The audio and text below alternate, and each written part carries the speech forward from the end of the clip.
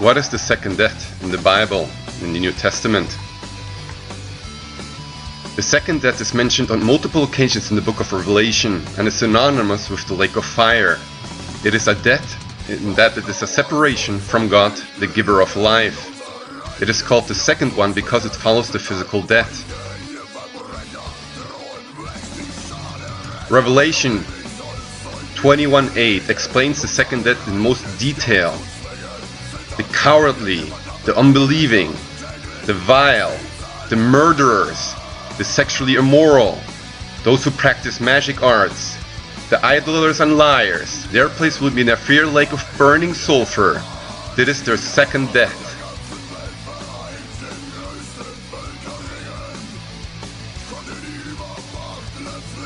This is from thecommonsenseshow.com. It's Dave Hodges, The Common Sense Show, freeing America one enslaved mind at a time. It's even a trademark. Child sex trafficking and Oklahoma state government. Something is wrong in this country, terribly wrong. Many children are going missing from child protective custody supervision all across this country with no record of what has happened to thousands of missing children. In all of America, yearly, thousands of children go missing. Oklahoma is the latest state to tolerate child sex slavery rings. In Oklahoma, 78 children have gone completely missing with no explanation. The most frightening aspect of this development is that these children went missing while in custody of the Oklahoma Department of Human Services, DHS.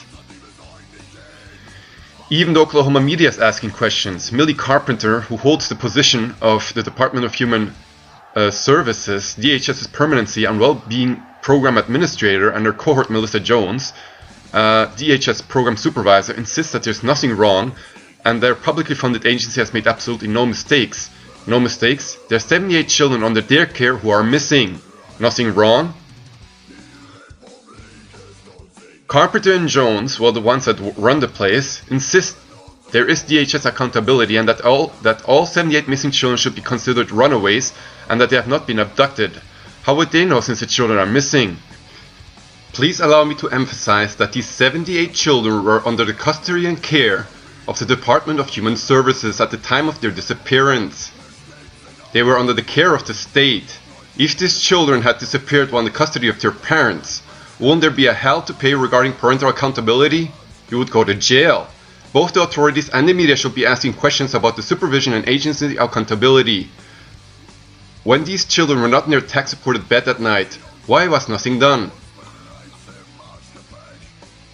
Presumably, many of these children were removed from their parents by the Children Protective Services and placed in DHS custody because their parents were accused of neglect or abuse.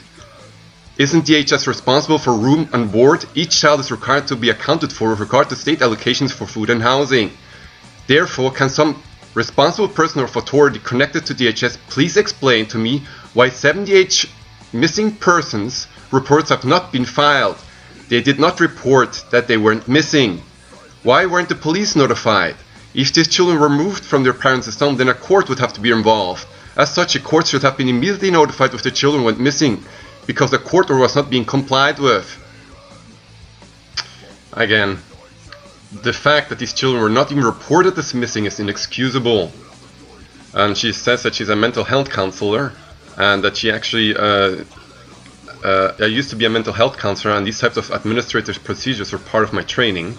The facts connected to the handling of these missing children does not add up. Well, it's incredible. Yeah, these people just give the 78 children to child sex trafficking rings. And here it is, the Penn State case. The Oklahoma DHS scandal is nothing new. Agency or corporate controlled sex rings are hidden in plain sight. They often receive legitimacy from various government agencies and top corporate entities. Here's an example of how the child sex rings are hidden in the plain light of the day. So what did we learn practically from this article?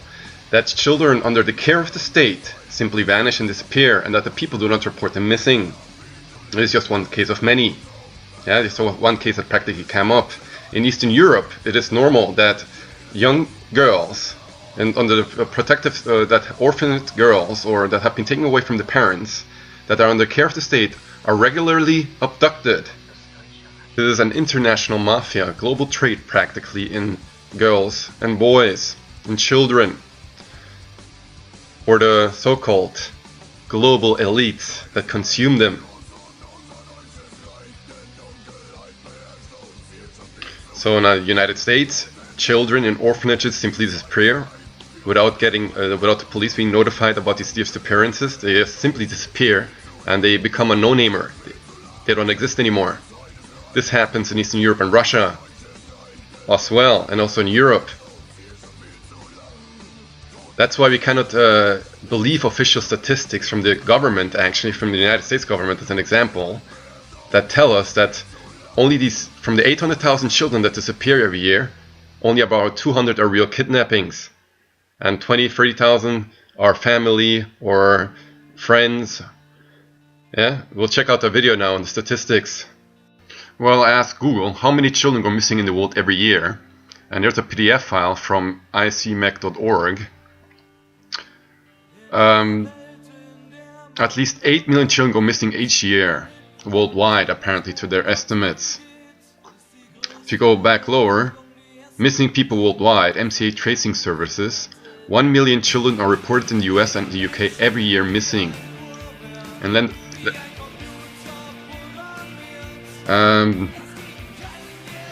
according to the National Center for Missing and Exploited Children, roughly 800,000 children are reported missing every year in the United States alone. That's roughly 2,000 per day. Well, according to their own website from the Center, National Center for Missing and Exploited Children, around 800,000 children young and 18 were missing. Well, we have to assume that they're telling us the truth, okay? More than 200 children were abducted by family members. More than 58,000 children were abducted by non-family members. This means they get abducted and sexually abused. I don't know. I don't know how they categorize this in their statistics, because they say an estimated 115 children were the victims of stereotypical kidnapping. But since these disappearances of children under the custody of the state of DHS services, it's not even accounted for officially. They're not even in the statistics. So they simply disappear. Again, 78 children disappeared in Oklahoma under the supervision of DHS, the Department of Health Services. Well, Oklahoma is in the middle south of the United States, and it is where practically this scandal is taking place. Just for information, it's right here. This has not accounted for in the statistics, and they say only 115 children really get kidnapped. Now we'll see another article on how they actually take away the children from the parents and put them actually on the DHS services or on the parenthood of the state. Well, this is from TaliaKarner.com, author of The Power to Change Society, and she writes about the scandal in our own backyard. There's something bad happening to our children in family courts today that is causing them more harm than drugs, more harm than crime, and even more harm than child molestation, said Judge Watson L. White from Cobb County, Georgia Superior Court. In researching for my book, Puppet Child, I discovered that something bad to be the judges, especially when it comes to abdicating allegations of child sexual abuse. In Clark v. Counseling, California, 8-year-old Lauren, not her real name, told her caseworker and later her psychological evaluator, "Daddy licks his finger before he puts him in my vagina." The first report was suppressed by the judge, the latter was never presented at the trial, the father was awarded full custody while the mother received supervised visitations on the unproven assumption that she had brainwashed her daughter. Years later, after the girl wrote repeatedly to her caseworker about molestation, a judge refused to hear the evidence because the question of sexual abuse had been decided 5 years before. Lauren is only one child out of thousands being handed to their abusers. According to the American Judges Foundation, in 70% of the cases in which abusive men ask for custody, they succeed in gaining full or joint custody. This national scandal is made possible by the secrecy within the family court system and by public disbelief in the scope of the problem. The very system designed to safeguard helpless children has become a national disgrace as injustice has reached epidemic proportions.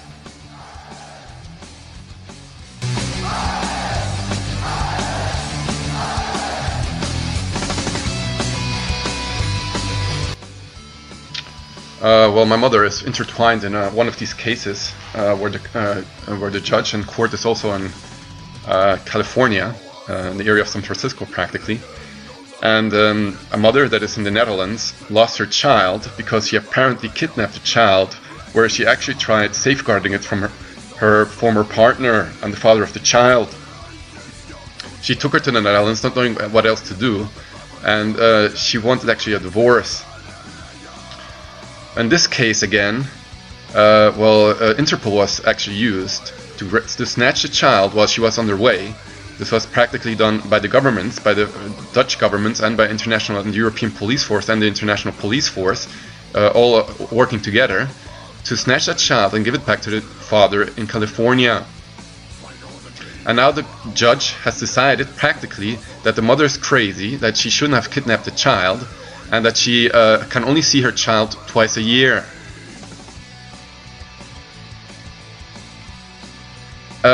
These cases are, as you can see from the article that you just read, it's incredible. They take the children. If there's some type of abuse going on, the court decides in favor of the father, who is then approached by the criminal underworld if he wants to use his child in those rings. That's how deep it goes. The entire government is systematically entrenched in pedophiles who have power and use these children in orgies, and even in some cases sacrifice them and kill them. It's horrific. As you could see in the statistics, around 8 million children disappear every year. They're practically taking cows away from the cattle. That's how they view us. We're nothing but cattle in their eyes, and they take us. And then they slaughter us and sacrifice us to their overlords, to their Shadanic Kali overlords. And that quote from the Bible, I believe all these entities, it's incredible. Also the scandal in the UK, where 1,400 children were abused within the last 17 years, all in the supervision of that fucking bastard. I knew this already months ago. I read it on alternative sources online, but then it made it the mainstream news. It was in the dark for 17 years, and then it comes up. And they're all working together. The crime syndicates, all the different crime syndicates in the underworld, including the kosher mafia, is working in conjunction with the paid officials in the government. People who are pedophiles actually, get practically power in our society, like if you were stemming in the Netherlands. And even Hollywood is intertwined in this. You just Google online child molestation in Hollywood, you get so many hits. These people that rule over us, they all work together to actually destroy us in all possible aspects and use us as their bidding. And I believe that those people were responsible for all of this. The ritual sacrifice of children, just Google the Jewish ritual sacrifice as an example, or satanic ritual sacrifice, and research about that. They do this, and we're being kept blind by the media. And if you talk about this, people look at you in disbelief. The example of my mother handling the case of Jasmine, 8 or 10 years old, I believe. The mother loses custody and never sees her again. And they even threaten her. In the Netherlands, there is a system that takes its children away from the parents and puts them under foster parents or in institutions. And in these institutions, then the children disappear. I don't know if it happened yet in the Netherlands. but it happens in Eastern Europe, it happens in America, it happens all over Europe, I believe, and these disappearances are not even registered, so they do not come up in the statistics. There is a child trade going on. During the Third Reich, practically, in Europe, the child rate was reduced to 0. The people who were responsible were practically shot on the spot. I've seen the statistics, are really rare to get on what the Third Reich did concerning the child trade, or this Mädchenhandel, the girl trade. Now we have a worldwide trade in children, and they do the most horrific things to them. They even program them, monarch mind control, traumatizing them over and over again so that they get multiple personalities. And then they're used at the bidding of these fuckers. This demon, Kali loving, they're evil. They're beyond evil. And one day, these people that all work together with them, all those fuckers in government that make this possible, I don't believe that they will get a pardon for that. I believe they will die a second death. These entities are not connected to God. Their souls will be destroyed. Cheers.